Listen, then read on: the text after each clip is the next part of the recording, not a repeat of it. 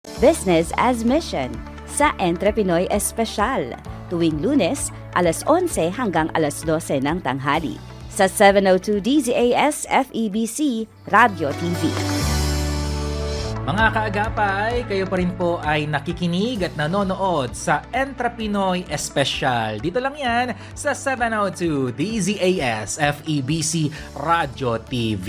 Muli ako po si Arwel Mendoza at dito po sa Patok na Negosyo segment, tuloy-tuloy po tayo sa ating mga kwentuhan na may kinalaman sa pagbe-business kasama po ang ating mga Entrepinoy at Entrepinay. At tuwing Monday, nakakasama natin ang Business as Mission Philippines at hatid po nila ang iba't ibang talakayin sa pagbe-business at hatid din po nila ang mga aral at inspirasyon lalong-lalo na sa ating Christian business owners at sa mga nag-uumpisa pa lamang sa pagnenegosyo. At ang ating palatuntunan ay nakaaabot din, sumasahimpapawid sa iba't ibang himpilan ng FEBC Philippines nationwide. At ngayong umaga ay special po ang ating bisita dito po sa ating palatuntunan dahil isa pong pastor ang ating makakapanayam. Siya po ang shepherding pastor ng Business as Mission Philippines, and to add po sa ating introduction, he is an ordained minister and also assistant pastor sa Makati Gospel Church in charge of the ministry to the elderly and social welfare. At bukod po dyan mga kaagapay, siya rin po ay holder ng master's degree in biblical studies from the International Graduate School of Leadership. At siya rin po ay married kay Ma'am Nympha at mayroon din po silang isang anak. Isa pong karangalan na makasama po dito sa Entrepinoy Espesyal, hatid ng BAM Philippines, si Pastor Colin Lo. Pastor Colin, good morning po. Good morning, Kuya Aru. Ayan, Good salamat morning po sa mga listeners po. Yes, pati po tayo sa ating mga listeners, sa ating mga viewers po, at baka meron din po kayong gustong i-shoutout din o batiin ngayong umaga, Pastor. Thank you. Binabati po natin lahat ng tagapanood at tagapagkinig ng FEBC programs po natin. God bless you all. And also, shout out po sa aking misis si Nympha at si Nathan, ang aking anak, at mga kasama sa ministry in Makati Gospel Church. Ayan, magandang araw po sa inyo dahil ito pong ating palatuntunan ay umaabot din po sa iba't ibang panig ng mundo via live stream. Kaya pwede ring i-replay ng ating mga kaagapay. At tuwing Lunes po, katuwang po ang BAM Philippines ay tinatalakay po natin ng iba't ibang mga usapin patungkol po sa mga challenges ng isang negosyante through our BAM workbook. At ngayong umaga, ang pagtutuunan naman po natin ng pansin, yung pag-uusapan naman po natin ay yung case study number 7 na may kinalaman po sa tinatawag natin na unfair advantage. At di ba, Pastor Colin, sa business, we get to meet different kinds of people and eventually sila po ay nagiging kaibigan natin, na pagkakatiwalaan, at the same time naaasahan po natin sa pagnenegosyo. Sila rin yung nagdadala ng tinatawag nating valuable connection sa ating business na siya nakakatulong sa paglago ng pagnenegosyo. And ito nga these are our intangible business assets and we are to treasure and nurture them. Pero on the other hand, Pastor Colin, hindi lahat ng tinatawag nating advantage ay patas o fair. May mga pagkakataon na ang ibang negosyo ay nakakalamang dahil sa mayroon po silang insider information o sa madaling tawag, may kapit sa loob. Mga detalyeng hindi bukas sa publiko kaya nagkakaroon ng hindi pantay na labanan sa industry o mayroong unfair competition. At ang sad reality pa dito mga kaagapay at Pastor Colin, ay kaya mayroong unfair competitive advantages ay dahil nabibili ito ng pera o di naman kaya ay maraming ibinibigay na pabor.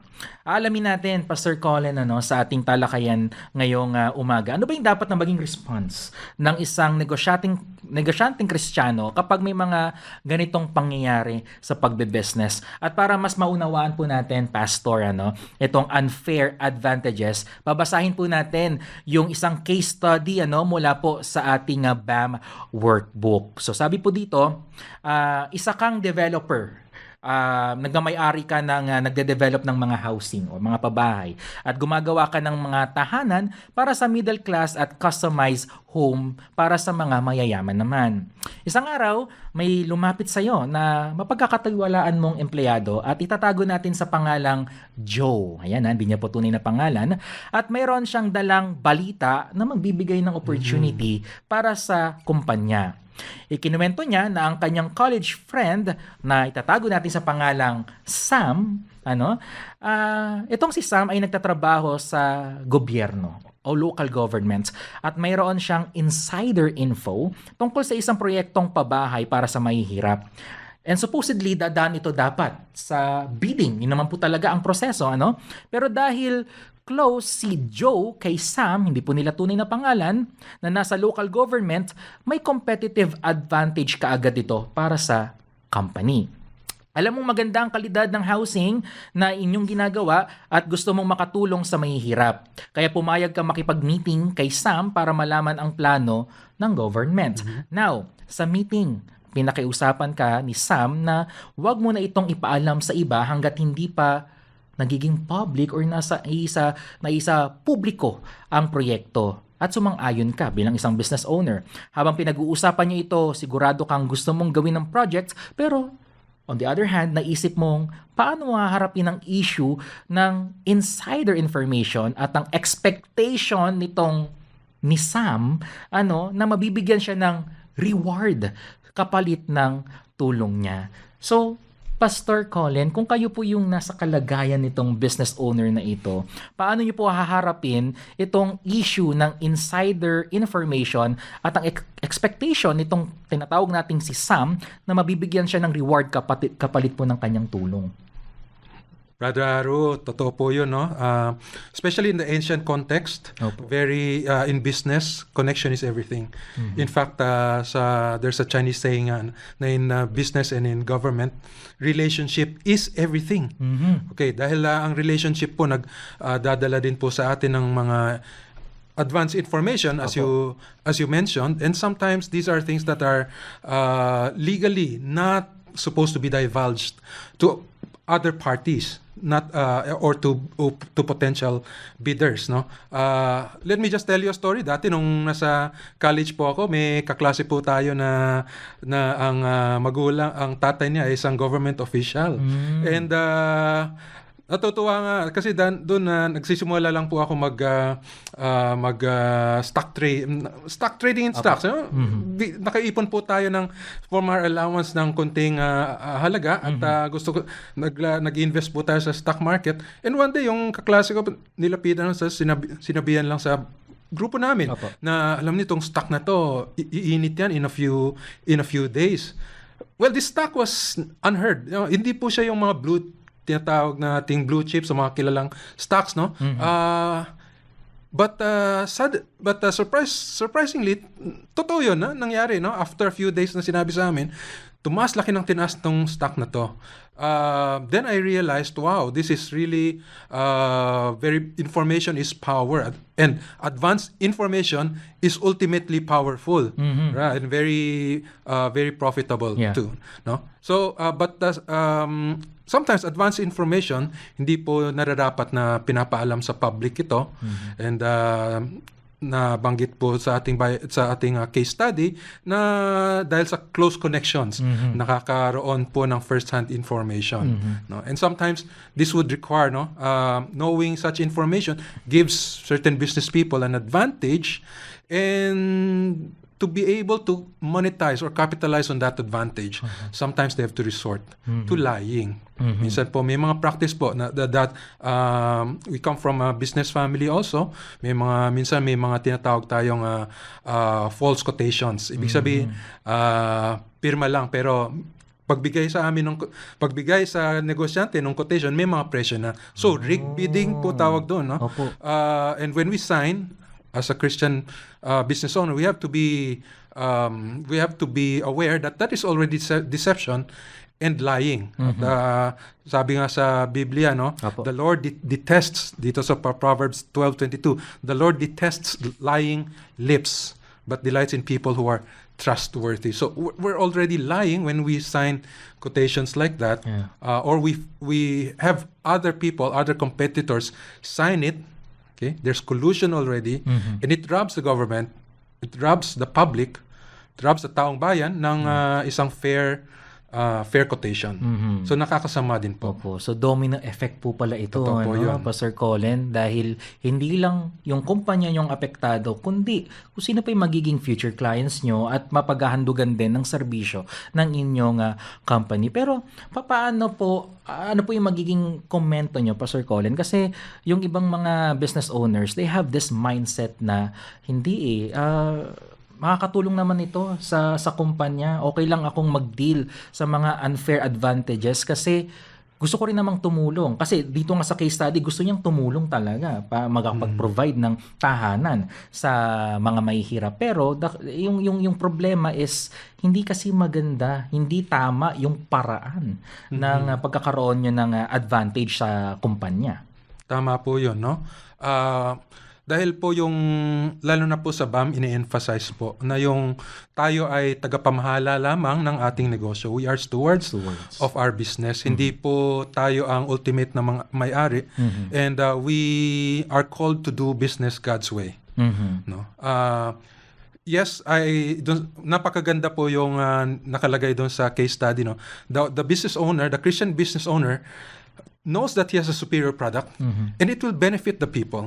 But how he gets the contract, that is questionable now because of connection nga, no, with one of his employees with the government official who is in charge, who has a role in the bidding process. Opo. So bilang isang Christian business owner, ang calling po sa atin is to reflect Christ in the business and in the business world and also in the marketplace.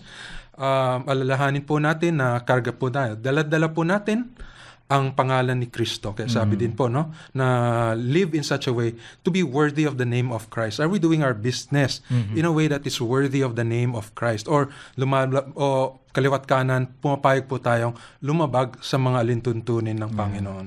And we are called to make difference as Christians, no? Sinasabi ng mundo na norm ito na hindi, sige, okay lang, may insider ka, may first-hand information ka, okay yan. Pero sa paningin ng Diyos, hindi po yan nakakalugod. And can you share some scriptures para lang din po mas maunawaan ng ating mga kaagapay, lalo na yung mga negosyante? Ano ba sa lente ng Panginoon? Paano ba tinitignan itong tinatawag natin na unfair advantage? Opo. So, one thing is we uphold integrity sa ating workplace. Ako po ay isang Chinoy. And you know naman po in the Filipino-Chinese Christian community, marami po sa kanila ay mga negosyante. Yan po actually ang nangyari ba't ako napa-connect sa BAM, no? Because of Christian business owners na Filipino-Chinese who always have issues with government. Sila po yung nagiging subject ng mga extortion activities o kaya minsan hinihingan. Mga under the table. Tapos minsan legitimate naman na may pangangailangan. Opo. And so that's how I got connected with BAM Philippines. And if Christian business owners complain that a lot of government officials, I'm not saying all, yes, brother, hindi po natin nilalahat. I know certain government officials na talagang corruption-free. They love the Lord Jesus. They're doing it well. Pero sad to say, sa bansa po natin at sa maraming ibang bansa, ay may mga corrupt din po. And if business people are harmed by corruption in government service, why should we be part? Why should Christian business people be part of that? Actually, dapat po tayong gamitin maging instrumento ng Panginoon to restore righteousness in the workplace, in the business environment, and also with dealings in the government. Kaya po yung integrity napakahalaga, no? Sabi sa Proverbs 19:9, a false witness will not go unpunished, and whoever pours out lies will perish. Alalahanin po natin, mga Christian business owners, na every time we engage in we bribe, we engage in, give in to corrupt activities, we are being untrustworthy, we are being unfaithful, and it's also a form of giving false witness. So avoid po natin yun, no?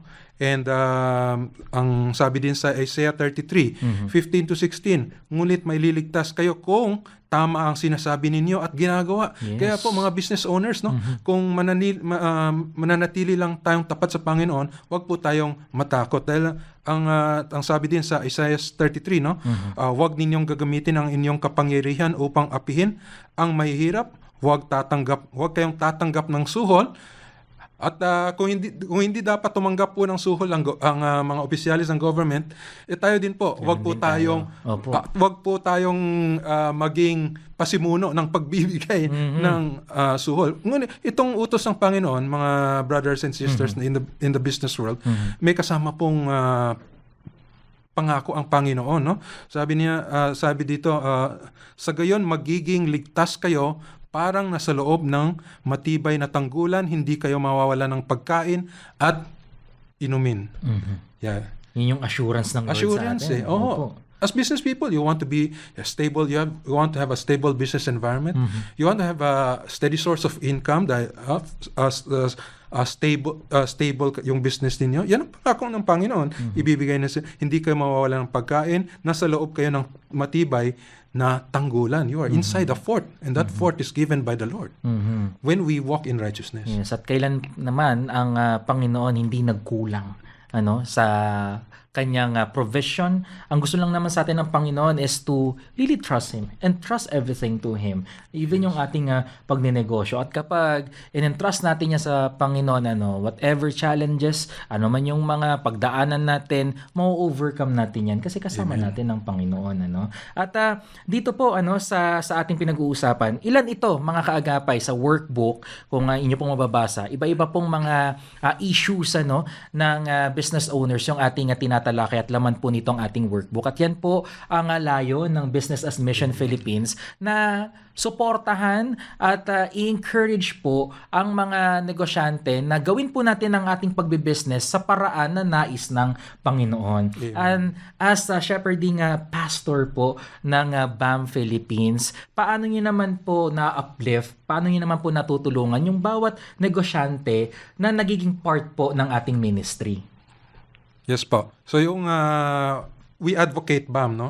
And part of my work also is to pray for Christian business owners and support yung mga activities ng BAM. Provide spiritual support, lalo na po pag may mga business owners na dumadaan po sa mga temptations, sa mga tempting situations. We provide spiritual guidance, no? And many of our BAM officers and advocates, mga members, they provide naman yung testamental guidance. Yeah. No? Dumaan sila sa paghihirap, dumaan din sila sa mga pagsuhol, paano po sila nagtagumpay, no? Paano sila dumaan doon. So working hand in hand po yung church, okay? Church and business practitioners working hand in hand to bring a holistic approach to this issue of ethical business decision making. At mahalaga din na Pastor Colin, naibahagi rin natin sa ating mga kaagapay kasi napakaganda kasi itong BAM ministry talagang napakalawak po ng ministeryong ito at nagkakatulungan, nagkakaisa po ang mga business Christian owners because meron tayong tinatawag na framework. Dito kasi ito yung pinanggagalingan po ng mga gawain at activities po ng BAM Philippines to uplift and empower yung ating business owners. At ito po nasa ilalim ng tinatawag natin na 4Ps. Ano po ba itong 4Ps natin sa BAM framework, Pastor? Ayan, yan po yung tinatawag na 4 na P that should guide our business according to BAM, no? Number 1, yung unang P po doon is purpose. Yes. Dapat malinaw po tayo doon sa purpose ng ating business. Is the business there? Why did God give us the business? Is it there just to give us income? No? So BAM teaches that yung first purpose, the business exists to glorify God. That is a platform. That is our platform. That is the trust that the Lord gives us to glorify Him. For me as a pastor, binigay po sa akin ng platform na binigay sa akin ng Panginoon, yung simbahan, yung pulpit, aking boses, no? And I have to use that faithfully. Business people have been given their business and have been given knowledge and ability to make deals, and that is what they should use to glorify God. So that is a first P, yung purpose. Pangalawa naman po, yung profit. So napansin po ninyo ka Brother Aru, yung profit is pangalawa lang. First talaga yung purpose. Malinaw. Dapat malinaw. God ang Panginoon ang may-ari ng negosyo. Ako isang tagapamahala lamang. Pangalawa na po yung profit. Mahalaga din po yung profit. A BAM business is a real business. Yes. Hindi po siya front lang po, no? Totoong it has to be sustainable to be a business. God gives us the ability also to make wealth. Sabi sa Deuteronomy, no? We can make wealth. That's a gift from God. But in the overall context of our business, profit is not the highest. Madalas po natin naririnig na the bottom line is the most important. Well, the bottom line is the Great Commission. The Yes. bottom line is God's kingdom. Profit is second, no? But it is important. It is important because profit can be used for God's purposes. Profit is God's gift for us to sustain our family, our To be a channel of blessing. Oo nga po, sa mga employees and also Yes. to mga missionaries na sinusupport ng business ninyo. The third is people. Business exists to bless God's people, to bless the community. Our business should be a blessing to the community.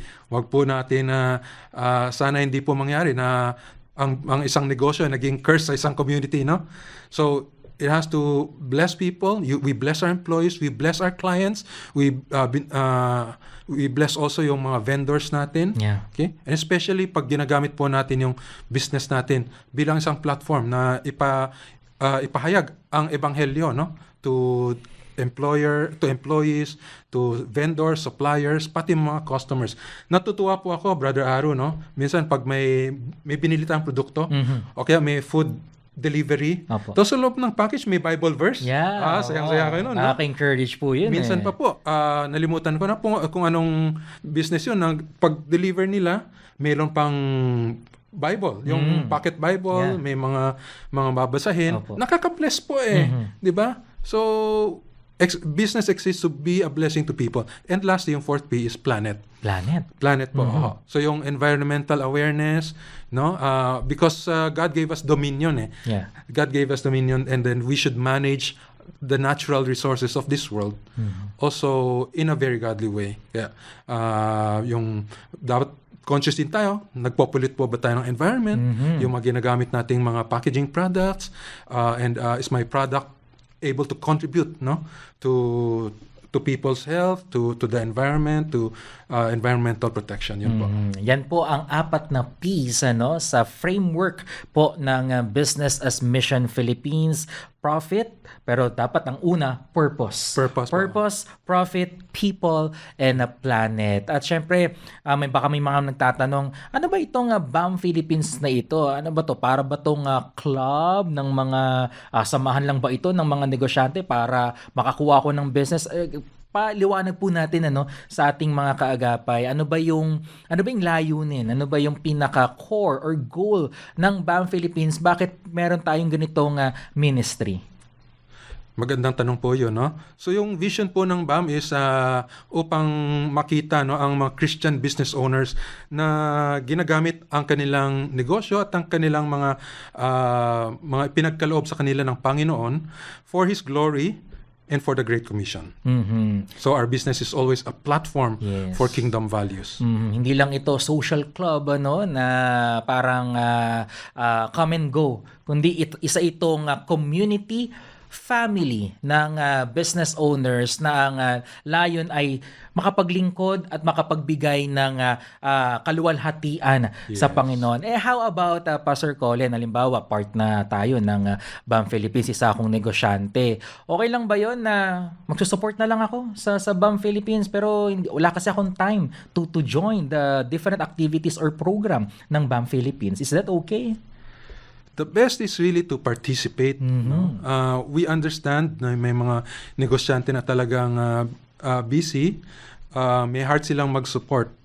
Yes, we understand that, but really the best is to be together in fellowship. Kasi sabi din sa Hebrews chapter 10, di ba? Do not forsake the assembling together. Bakit po mahalaga na makisali tayo sa mga activities? Because the activities, no, yung mga fellowships, they're designed for Christian business owners. Yung from the speaker, the devotion, the sharing, it's designed to help Christian business owners. Dahil kailangan po natin ng groups to support one another.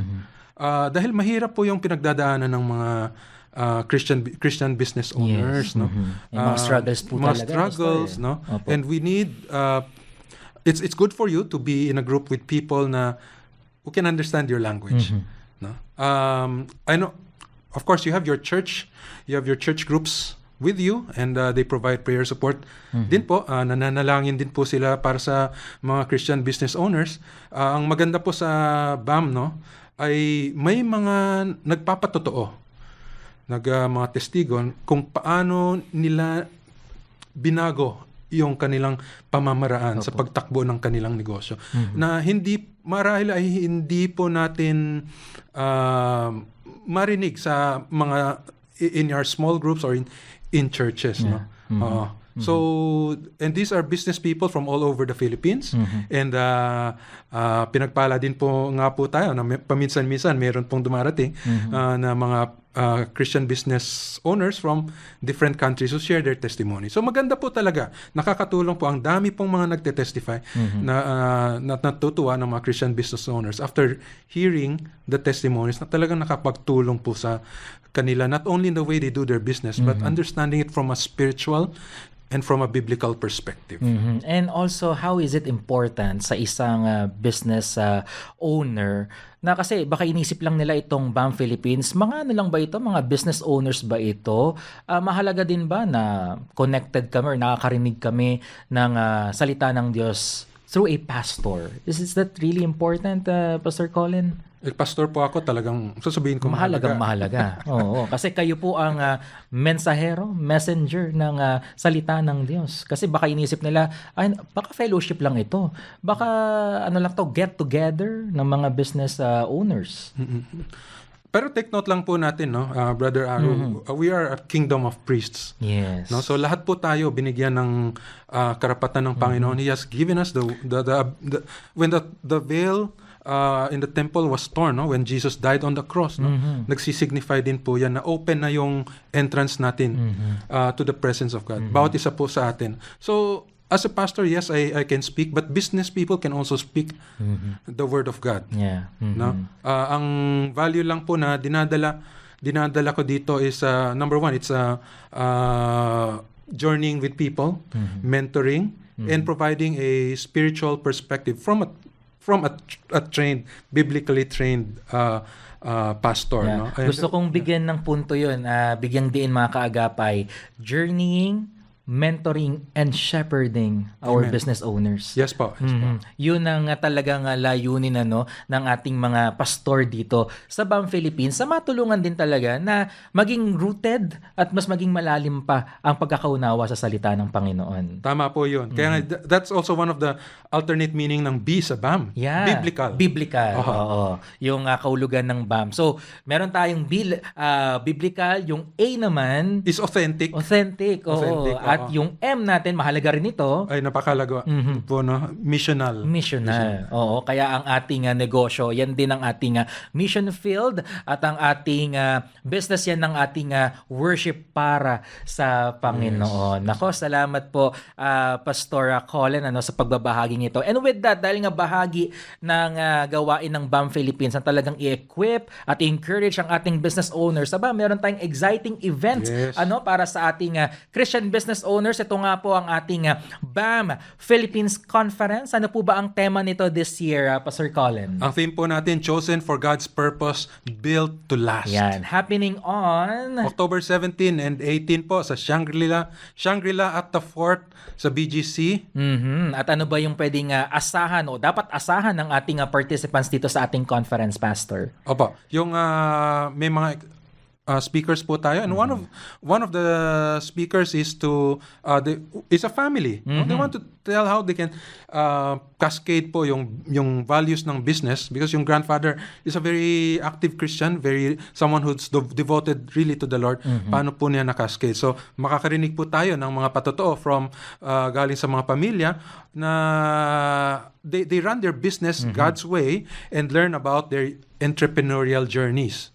So talagang exciting ito dahil marami tayong mga maririnig at testimonies mula po sa mga pamilya na meron ding karanasan sa pagpapatakbo ng negosyo, at hindi lang basta pagpapatakbo kundi doing their business in God's way. Mahalaga po 'yun, 'di ba, Pastor Colin? And it's also a 2-day event. So talagang siksik na siksik ito at marami tayong matututunan, at syempre para sa mga detalye pwede nilang bisitahin ang kanilang website na www.businessasmission.ph, o kaya yung FB, Facebook page, no?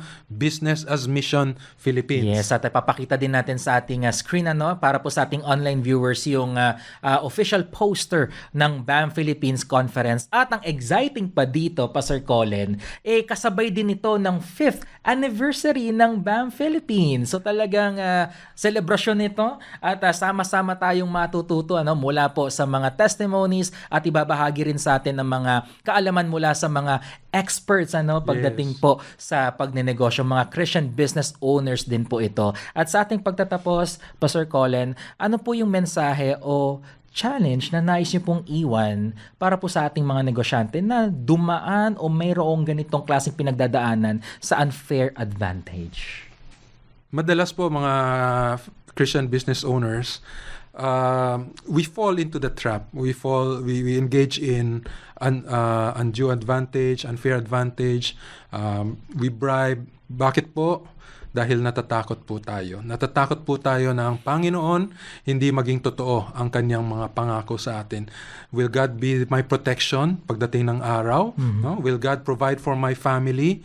Baka malugi po, no? Fear holds us back.